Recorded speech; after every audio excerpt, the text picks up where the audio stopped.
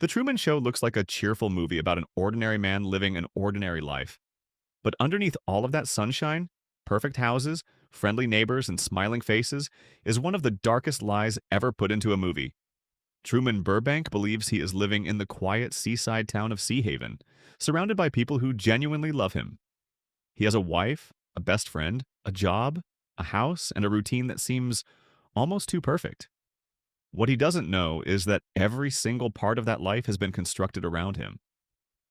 Truman is actually the star of a television show that has been broadcasting his entire life to millions of people, while the people he trusts most are actors, and the town he calls home is an enormous soundstage controlled by the show's creator, Christoph.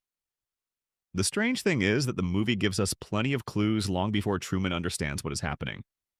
Some are obvious, while others are hidden inside ordinary conversations, advertisements, and tiny details of the environment. Once you know the truth, Sea Haven stops looking like a perfect town and starts looking like a carefully designed prison. So let's look at 7 facts that reveal just how much of Truman's entire life was built on one enormous lie. The first and biggest lie is that Truman's entire life was supposed to be his own.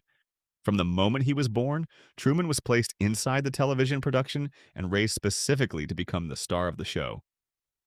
The studio legally adopted him, and his childhood was turned into entertainment for an audience that watched him grow up without his knowledge.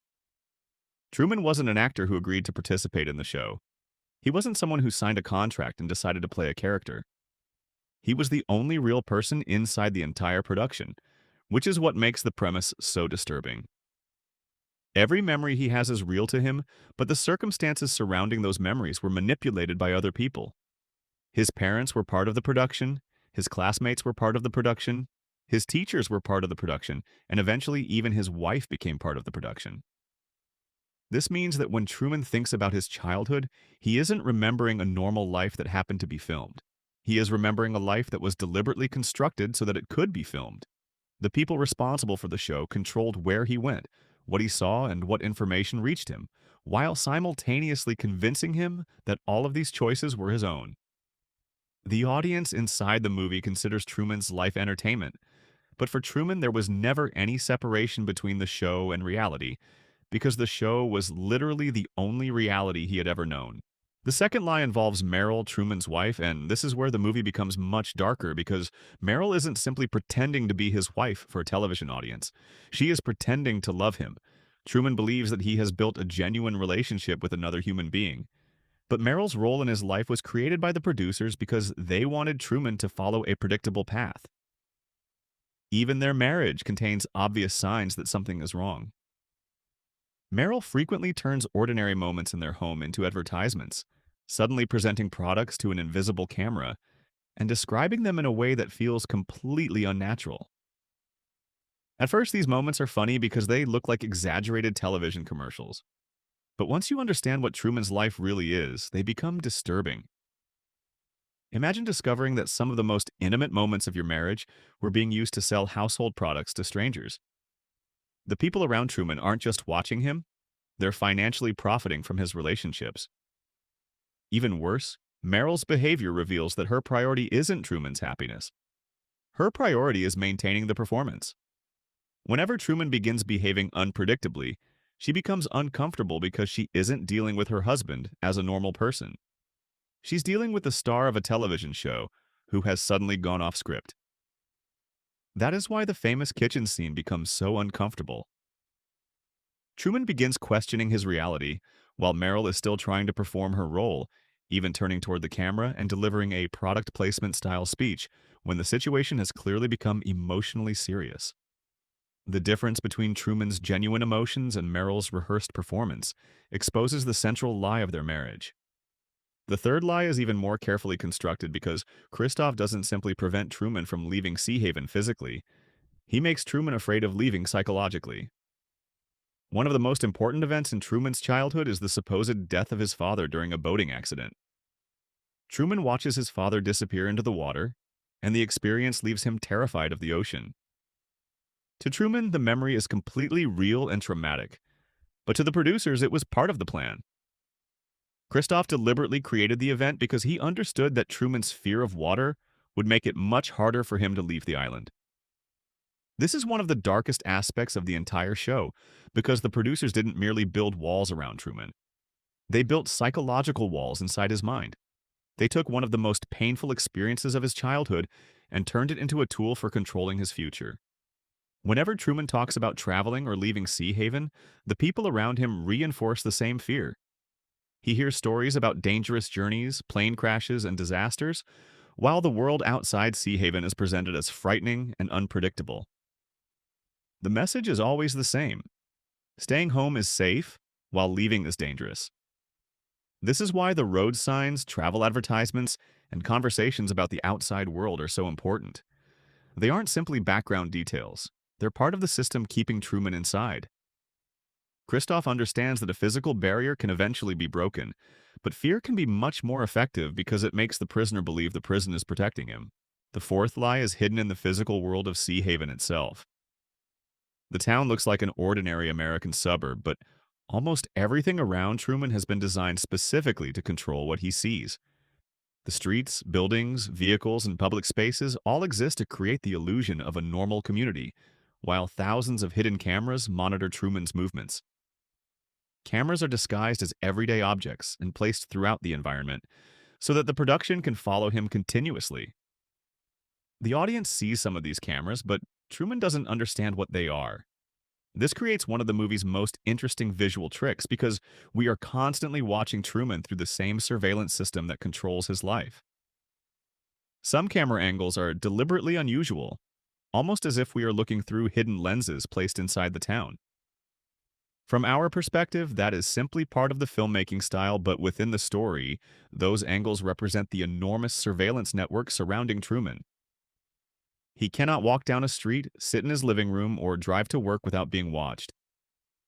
The fact that the cameras are hidden inside ordinary objects makes the situation even more disturbing, because there is nowhere for Truman to escape the production. Seahaven isn't just a place where Truman happens to live, it is a machine designed to observe him. The fifth lie is that Seahaven itself has a normal history. Truman believes he grew up in a real town with its own past, traditions, and community, but almost everything about the environment has been manufactured to support his story. The town has been designed to look like an idealized version of American suburbia, with clean streets, perfect lawns, friendly neighbors, and carefully controlled weather. Even small details are used to reinforce the illusion. A particularly interesting example is the vitamin D tablets that appear in Truman's routine.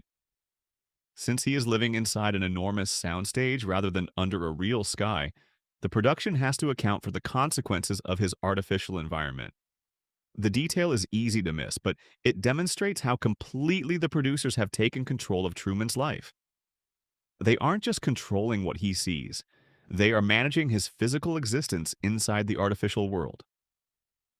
Other details reveal the same idea, including the way people repeat routines and how background characters can appear to move through the same spaces with almost mechanical regularity. Seahaven looks alive because it has been designed to look alive, but beneath the surface it functions more like a stage than a real community. Everything has a purpose, and that purpose is to maintain Truman's belief that he is living an ordinary life. The sixth lie is that Truman's best friend Marlon is actually his best friend. Out of everyone around Truman, Marlon appears to be the one person he can completely trust. Their friendship seems genuine because they share memories, jokes, and personal conversations. Truman believes Marlon is the person he can turn to whenever something feels wrong. But even that relationship is controlled by Christoph. When Truman begins to question Seahaven, Marlon is sent to calm him down, and the conversation is carefully directed from the control room. Marlon receives his lines through an earpiece and repeats exactly what Christoph wants Truman to hear. This makes the scene particularly important because Marlon's entire role is based on convincing Truman that the people around him are trustworthy. Christoph understands that if Truman starts doubting everyone, the illusion will collapse, so he uses the person Truman trusts most to restore his confidence. Even the beer Marlon brings with him is part of the show's commercial strategy, turning a supposedly private conversation between two friends into another opportunity for product placement. Truman thinks he is sitting with his best friend and sharing a genuine moment. The audience knows that the conversation is being monitored and manipulated in real time. Marlon's famous reassurance that he would never lie to Truman therefore becomes one of the most ironic moments in the entire movie, because almost everything he is saying has been carefully constructed to keep Truman trapped. The seventh and biggest lie is that Truman is free. This is the central deception behind everything else. Christoph doesn't need to physically lock Truman inside a room because he has created a world where Truman believes he has freedom while making every realistic escape route terrifying or impossible. Truman can drive around Seahaven, go to work, visit stores, and talk to people, but the moment he tries to leave the boundaries of the world that was created for him, the entire system reacts. When Truman attempts to travel, the production suddenly produces obstacles. When he considers leaving by car, traffic becomes impossible. When he thinks about taking a bus, something goes wrong. When he goes to a travel agency, the information presented to him is designed to discourage him from traveling. The producers have spent Truman's entire life teaching him where he is allowed to go without ever openly telling him that he is imprisoned. That's what makes the final escape so powerful. Truman eventually realizes that the fear controlling him was manufactured. The ocean that he believed represented death becomes the thing he has to cross in order to become free. Christoph even creates a violent storm to stop him, proving that the producers would rather risk Truman's life than allow him to leave the show. Yet Truman continues sailing until his boat finally reaches the physical wall of the enormous soundstage. He touches the painted sky, discovers the staircase, and finds the exit door that has been waiting for him all along. At that moment, the entire meaning of the movie becomes clear. Truman's biggest enemy was never simply Christoph, the actors, or the cameras. It was the false reality that had been constructed around him so carefully that he couldn't imagine another one. Christoph even tries one final manipulation, speaking to Truman from above and telling him that the world outside is no more trustworthy than the world he has created. In other words, Christoph wants Truman to believe that leaving the show would be a mistake because the artificial world is safer than reality. But Truman finally understands something that Christoph never expected. A perfect lie is still a lie. It doesn't matter how comfortable Seahaven is, how much the audience loves him, or how carefully the producers have controlled his life. Truman was never given a choice. His relationships were manufactured, his fears were manipulated, his environment was artificial, and his entire existence was turned into entertainment without his consent. That's why The Truman Show is much darker than it initially appears. The movie isn't simply about a man discovering that he's on television. It's about what happens when someone else controls your perception of reality so completely that you don't even realize you're being controlled. Every smile, every friendship, every routine, and every supposedly ordinary moment of Truman's life was designed to make the lie believable. And the most disturbing part is that the lie worked for decades. Truman never needed to be physically chained to Seahaven because the people around him had convinced him that there was nowhere worth going. The moment he finally chooses to leave, he doesn't just escape a television set, he escapes the story that other people wrote for him. And that's why the biggest lie in The Truman Show wasn't simply that Seahaven was real. The biggest lie was that Truman was living a free life inside it. Everything around him was designed to make that lie comfortable, believable, and almost impossible to question. The movie gives us the clues from the very beginning. The cameras, the strange behavior, the fake relationships, the manufactured fears, and the perfectly controlled world. We can see the truth because we're watching from outside the dome.